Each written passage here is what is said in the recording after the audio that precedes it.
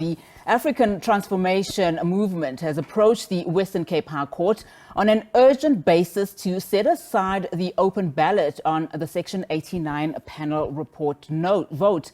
The National Assembly voted on the report last week, Tuesday, with the majority of MPs voting against the adoption of the report. Right, we are now joined via Zoom by African Transformational Movement, Vuyo Zungula, to unpack this application further. Thank you so much for your time, Mr. Zungula, this afternoon. Help us understand then, on what grounds the ATM is approaching the court this time around. I mean, it's not just about the voting process, as I understand it, but you want the entire debate, as it were, and the sitting to also be set aside. Unpack this for us then. Unati, there's two things. The first one was the method of voting that was utilized on that sitting that we had to consider that independent panel report. The first issue is that the speaker got the question wrong by asking parties to actually state why the parties think that there is a reason to utilize a secret ballot method as a means of voting. Whereas the correct approach from the speaker would have been, what is the preferred method that Parliament can use to actually enforce efficient oversight over the executive, not the onus being placed on the parties to indicate why they should motivate to the speaker, and then the speaker decides whether to grant a secret ballot or not to grant a secret ballot.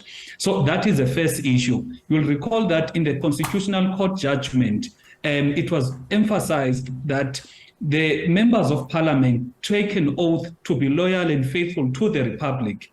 Therefore, whenever there are conflicting interests between their parties and the public, the public's interest, they must always vote in the public's interest. Now, when there are parties that effectively marshal and force that party members of Parliament from the respective parties must vote in a particular direction, an open ballot does not encourage members of Parliament to vote with their conscience and vote to put the interest of the public first. You'll recall that after that sitting, there's been some members of Parliament who have been taken to disciplinary proceedings by their respective parties for simply voting with their conscience. So that is the first issue.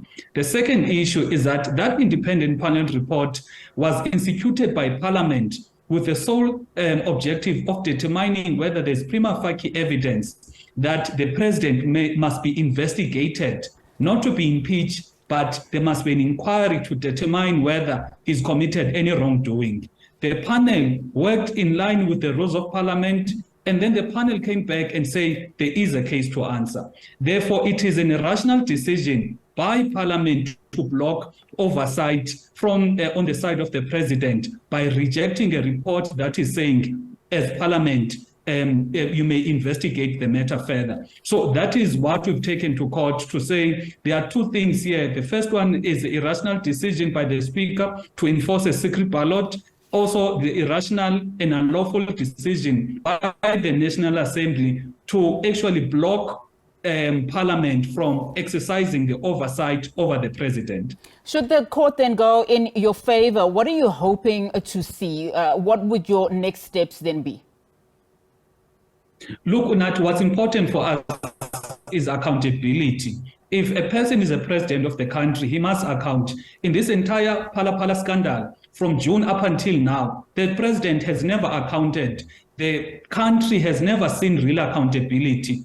One can speak about the other institutions, your Hawks, your SARS, etc. But that does not take away the responsibility of Parliament of playing an oversight role over the president. And also Parliament or the National Assembly is specifically tasked to deal with the issues of the violations of Section 96 of the Constitution. Therefore, Parliament can't say you are going to hand over the responsibility of playing an oversight role to SARS, to all of these other institutions. Parliament must on its own play its oversight role. So what we're hoping for is that, number one, Parliament or the National Assembly must do what the Constitution requires of it, which is to investigate, have inquiries to ascertain whether the president has done any wrongdoing or not. If the president believes is innocent, that is a perfect platform to actually tell his side of the story and actually deal with any other thing that is in the public domain that is saying he's guilty.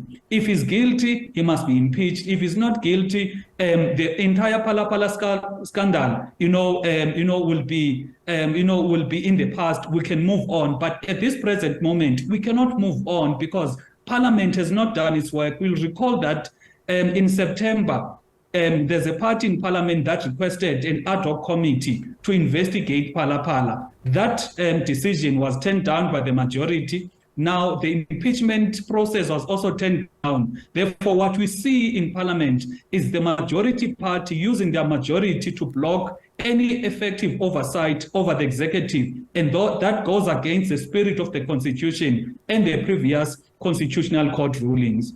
Let me just get your thoughts then on, the comments that have just been recently made around the Phala Phala matter specifically. I mean, I don't know if you heard that press briefing by the newly appointed Secretary General of the ANC, Fikile Mbalula, in fact, saying that Phala Phala has been dealt with in Parliament and that if there's anything new that comes, forward, then they will deal with that too.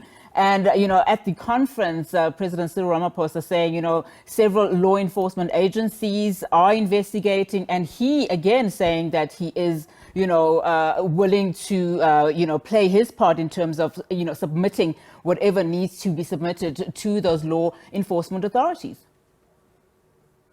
The Parliament, in this regard, has not thoroughly dealt with the matter. Look, going to Parliament debating, we've got a party that is just speaking their views on the matter without having the benefit of having the entire evidence, questioning of witnesses. So that cannot be said as to Parliament has dealt with the matter because Parliament has got mechanisms to investigate. Parliament has not investigated anything. The ad hoc committee was blocked, the impeachment committee was blocked. Therefore, we can't say debates of 3 minutes, 8 minutes by the different parties, that is tantamount to a thorough investigation being done. If you're to look at the inquiry that is held for the Section 194 on the fitness to hold office of Advocate Mkhwebane, Parliament needs to do something similar on the conduct of the President. That is the only way in which us as members of Parliament, we can get to the bottom of what transpired in Phala Phala. And I want to repeat, if the President is innocent, he's got nothing to hide. That is a perfect platform because it will be done in a transparent manner. All of the witnesses, including that businessman, the policeman who did the tracking and tracing of this will be speaking in public in a transparent manner so that the public can have confidence that indeed Parliament is investigating the conduct of the President, and any wrongdoing that is done by the executive is actually dealt with in Parliament, not Parliament saying we're going to hand over our responsibility to other institutions.